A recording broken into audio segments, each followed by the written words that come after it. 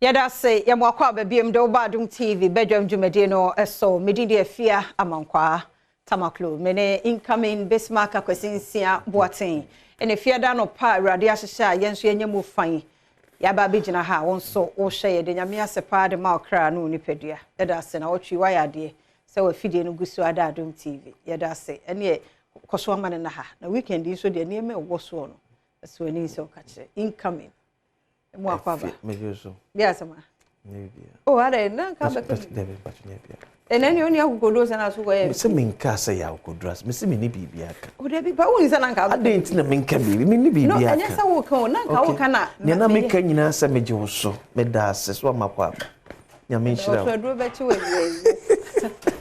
how say power no for so be kan go enti me anya akọ grounds won so oni oh de be grounds no se ma say nie ote akonya so no esa say your mining kan konti ye boa manetimi ye na obetimi aye me nko afi da bi na wo de say de benye say nye no me nko afi nti de hu hia say wo de yo ne o shube ko akoto nipa na ote akonya no so no so ye na afa mo di focus no ko no se edru say akwasinsia braso me ko gira premature bedwa akonya wo asante mampon ma be the member of parliament ya ma asante mampon efi obi abetime ka but still form no agono emuye yeah but me see ye muwa ne o sese isa se nyina ye boa se mampon be fa no tuma pa yate e de efra e de ndo so na hwe 26 years ni prophetess wa twenya me anim awrade nso wo twen nanim a oye ma na bro wa dwen so nti wa wo nkora nsia atego hey badwamonline.com entertainment wa hani wow prophetess after 26 years no yes what you say sex to plates hey sex fiena for more nti nkora nsia me bisa say no for no o mbanya no we oh minim se most there na ebi mu ye na nwa ne ade ena no for na obechi yiso yeah yiso chimnesa exclusive nkora nsia na me just so chimnesa to make sure say here abedru ni gine mu saa no pa wie nwum na no pa wie nwum re erade de o so pa boto so nwotwe there be also nya extra two actually bebre kura erade so oya ebebro wadwen so ti obi a wo pa bibi erade ndom no so wa 26 na erade amane 6 a o de no ahwe ebebro so na bro so so ahwe no wankasa yes and yesterday amanfo so obi kwa aware na onwo ya yenya ase de yes menyini se obi kwa aware na onwo ya na ye ne fe debi yenya ase de tu obo ho boa ena ni mu anka wa wo de sebsenka awo no ye fa ka wa fa bi da why bakwasi ya na de nyame ye bia nso ye o yeah because onim de ntie bia abanesa sa time na mai na o twen na no odin o twen na no odin o yeah na kwasi 2 months 3 months kurasa o twen kura de menya no 1 year kwanya bete solid 26 years 26 ebi mo 10 years 12 years 15 years 17 years o nyame hye modin wate won ka mo ho na ni nyina no se begina pa ya na afanu no mienu no ba ne be ma no omo ti omo ho ase yeah omo ma bibie ntwetwam like omo ntie obi yeah dia se obi kan kuma bi kan da bi omo do omo ye focus ebe badodo nyame ahyeda ene wo ye ne sa na wo ye nso woni mremu ahu se e de da so bibia hyehyemu kama fefe we atego ebi o sha se wo kura bi da nko ndimi kura ahu se bibia nko nyansia no ebi anka wi na esin ko he ma etofa ma nka be ka so wo mienu na nka nu anu but hwede nyame aye ba ya na sha awre wo me nya wotremo ne nka mo so won paibom sa se nyame nya obi adom na obi entime nwo mfa no mfa ne ba ba via ne na me de chimwe ese obi kwa wo so ama enso nwo ye ma waba mu yes na obi so kwa kura nso ne ba ne ba ye kura no aye bibie wo ho itira me ne gine na wo ka no se de nyame ye bia at a particular point in time bia no ye ture bia ne entias ya ne ye hunu ne wo kete na chi si nyame dwen wo kakra bi de a kire wo a ka ka se awrade ma 30 years ebe ye awrade be ye awrade be obi 50 years yes afi no wa wo ne ba mama me ne trim kwa My prophetess na trim kwa. Yeah. Wow. 6 at a go. Munyina mu benya bi because awo ye experience bi ade bia meka say urade mu bia mfam. Fe papa. Emu oye but fe eno na ma utinya me ase. Ote wona nipa fifi wo yem. Wow. Na wo hu se bibia be show ha be so me ase ne sa. Na de wi a wona nam na enkura ne bi so de wanya ka fo be fa okotodwo mu. Otimi twin mu na afuro no mu achia me no. Experience bi ade bia me sere urade so mo ba bia mfam. Amen. Na wa ebe onwanwa. Na ada na awo no so aka o ya no de menken no. Ba ada na awo na aka o ha wade ne nam yem na de horo na beto ho. Na aso ho ayo yiri na ash. Yankopon no too much. Nti obi abenya bi. Se ye no mo anya bi a nso benya bi. Ka kire ho. Se me nso menya bi ebeba. Nya botre ma no. Obeya ma na bro wadwen no nti ase so. Eda so ye bi masara nti nso obeya bi ama. Nti no. Yem ko okay.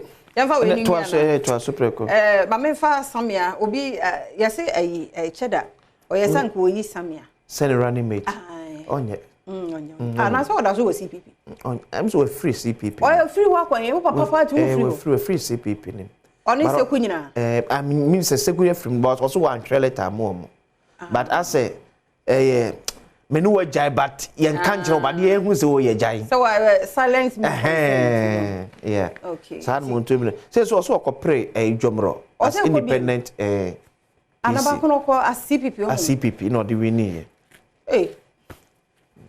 wo mu dey say and that don't care the dynamics na different dynamics na different yeah ten encourage about enya na ho den sa no the winning dwomro no okay na ho den sa na more than that. But well, 2.1 million jobs now that's no. Okay. And if daily graphic and twasse. Nana Akosia Kuma new CPP flag bearer. Na mka so mo se be ma no. And was say na meka ntibi all the meka se be ma na fai. Oh sir, one ne franka tu ni. From national chairperson to flag bearer. Of the Convention People's Party. Convention People's Party. Ghana for. Me system no bad medicine here hard. What mon try yo. Oh sir. That was the see and try some man. So I said you need them kind na. Simuni. Simuni. Baptist also for hwemani eyeball to eyeball.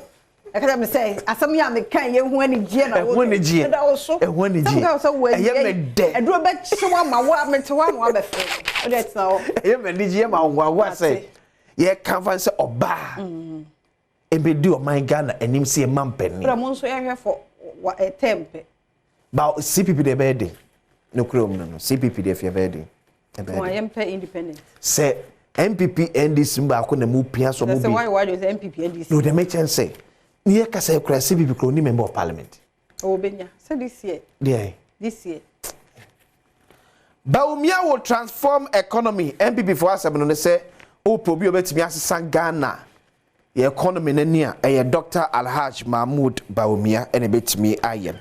Political parties urge to promote peace towards December polls and futo de ma amanyofo ene amayoku outdoor enenom siema asumdwe ni ene mo kan afi abato ya ye komo daily graphic de ode ebe na fia the inquisitor de asembia ba emimse mo news ne so kra se abranti a owde apaso wo na danfo ma ne woyem the inquisitor so no akoko wurawuram says na enye me papa was catching eso no mo ko ba ho. The students were allegedly feuding over girl. Say girl na the way so open. We see me girl, we see boy, we see no abeji simachi. So, the asam no. You say you no be, you know you nim the all kind of correct. Me mo pa. Serious o. Nentu ya na say, obi ba wo nkoya no ho ade, wo ofa ho akum obi. Sansem hunu we ani hwan. Say no crapa so oba kra ho no omo ko a ene say enti we futuo ba ko e de ma wo mamu ani titiru manu po de hardly say chinye bi be kwa ama akodru ba bi se be mema no because obema on jintumu de ntia wo say obi defeat no there be opese o ya ahead so wonu obi hia mienu miensa nipa ye hia te se de ye hia wa hai na chinye bi ba o hwe de ye kono a medofo twon ho ehunhia twon ho nkra no mema no twon ho but if you because me hu de ntia akwasi ye nyina ye nam wei na me bi hia me ho te se eche me se me nam ho na ma fa me ho adwen dada se bi bia si a me ame se nipa wei sa akura wei but utie abrante na ye kuni nua ba nasma no kana emi say abrantu wa boni trimpo so be di boni na kwasi asam na because according to ni ye kuni nua ba ni nua be man ni ye kuni nua be man ese guy pie free argument na se eba onu no student na wo abonti ne nche be ka chen se onto yeah ebe ka chen so onto ni nua ne fo na ehuru na ohuru na ni nye ho we be hwe no so opehuru o safo no o chiri huru opehuru so eno so ka chen o se ade amoye de enya ade foforo eye muta tizi mutiwe die nko a safo no asa kama samba ko sa wo mo epehuru chiri huru anam ka ze chiri huru opehuru sa nipa ya hwe ni ye ene ni agro because onu behuru pa ba o ka samba ko bi chempe na kokudua so sa nipa no twon free no ho ene ni agro safo no mo ye dangerous crossing de bi oye o he ha o chiri obetimi ehuru wa ma wutum sa ko kra mu bada obenya ne ba ko pe no ebe ya sem ebe ni uhwa because omuta yes for you know there o se de ne nwa ba ne ka o se we de muta ehuru na de nko ana ite ma obepia se me kotu nwa fa yes we pra no chese nti wo bone o chese e woni mu dada okofa paso no ewe na hye mo ba bia na hye mo ba bia na paso ne hye no ba enu na me kire se e kire se sa nipa wo oye wo adwemfi woni ti mu dada wo because me na mo me nkura hwe a adenti na wo se me nam a bibi sa hye me ho sa de enti and the moment a bibi sa beba ho no hwe abufu e kasa kire wo yesei and wo was a gadget no nti ebe mo aye ne simple kura but say ye na nanka bibia ni no ho a ebia nka e punch bi na nka ode be ma no nanso hwe and when oye wudi ni a chese wa fo boy no ho adwene a che because kwasi se me de wo ba akokra baka se ebia ho no a but odi a wone ha no e mi se wa plan that when say ni kwan say delay o so obebem ye na koto obebem se be 19th and you are charging her with murder 18 years when say ni kwan so opio e so odam abon bre nyina wo ho pa adwuma bi ma nye sori ya msawam ho se ba ko de se prison ba ko no nkafo a mo ma ne nko ho se kuro no mu a ba bi wo ha one day no mu ate oye young nti mo ma na do anagata nim no otete ne ade sa na mo fa ne nya mu wi a prisons won so say na mo won sa no nyuma binum ne ade mo na hwehwe bi mo ma ne life no enwo ho obeba be 60 na yes we wi sa we nya gidigidi nya yibia because ayo obi ba be mu atete no afi no obenya na shomfa so nkakra no wo because of pede pepe yiken obanti obanso a wonye ne ho ade e na wo use machine ni free e na wo fa ho no wakum obi so kwade NDC demands a live broadcast of meeting with UCT. NDC for us say shiem de omni abato commission pen for kwa akoye na ya sone ye voter register so hu no kure ne ntro ye wom no enke man sentwe for camera emra mesisom. Be assured of simple tax system under our next MPP government na put to spare parts dealers. Eti Dr. Matthew Poku Prempenso no say and she MPP aban mufro ede eba so betimi aboa ama tax etuotua no afede abafoma yemre ede ama Ghana ni bia hwedo bi so akwakoye on say a police for ne immigration service omo po bi omtade omo flag sense abranto bi akọ immigration for de no obe ye beka mental oni mental na adwene bibia ye adwuma mo mamra ne ati woda nyame a na wakoye saade we do nipa ho a wonti ase yo a country called Ghana then Inquisitor Republic Press esu enie Badwam slams MPs as he rejects committee report on Songo salt mining agreement. Dr.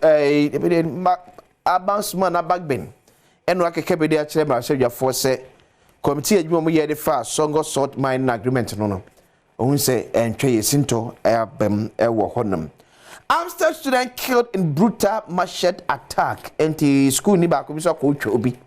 Ekuno ewo Amsterdam. Ewie. If you have Amefa we on say ogwa afetu afahye. Yeah. E de brenu ase. So ko so ko na efe. Mamre ni amane no. Na ye adwuma. O Ghana de. Odre sopra ho ye gunsa. Ai. Stay ananom say. Amamre bi wo hono ma otumfo. Yes. Ghana e si esua de o. E wa mamre pa. Ba ye bebe no so na we no. On say ye team no fa no wo. Yeah. Na nyumakuo bi ada romanti mada roma yetimi ekoho na eye lash on the coast resort. Yeah. Oh, how you fine. Oh, you fine. You pay the more candy. I say you feel akwesi weekend bi ne share ko na beachfront bar and restaurant. Yeah. Awa otumu se wo didi na say hwe beach honom ne ade. FM Nelly the pictures no bantu ko yen Facebook ne social media handles na ni nyina e wo ho games ahodo ani ma ahodo be brave e wo ho e lash on the coast resort bowra ho no mu a ene wo ho ya tan say e bedi sam komori nyina ne am wo hu ene ma ahodo ya e koso na sabre de ani die mu a yemfa wonsi ha na yenkotie agodie mu nsem na fe week mu nkomo maternal depression no yemfa nwie e wo health tips no e so ye wie na efia da sesa sande beba na wode ahosepe no abrɛ sɛ de wo afahye amamre ne ade no wode ni nyina beba kwasi so beba e de asemidi kan interview ba ku mienu bi so mu aye de bebro na fem pensem mu no ato so adaroma koso am ofide ne na ha share live on Facebook and I say YouTube Adom TV 2 yeda se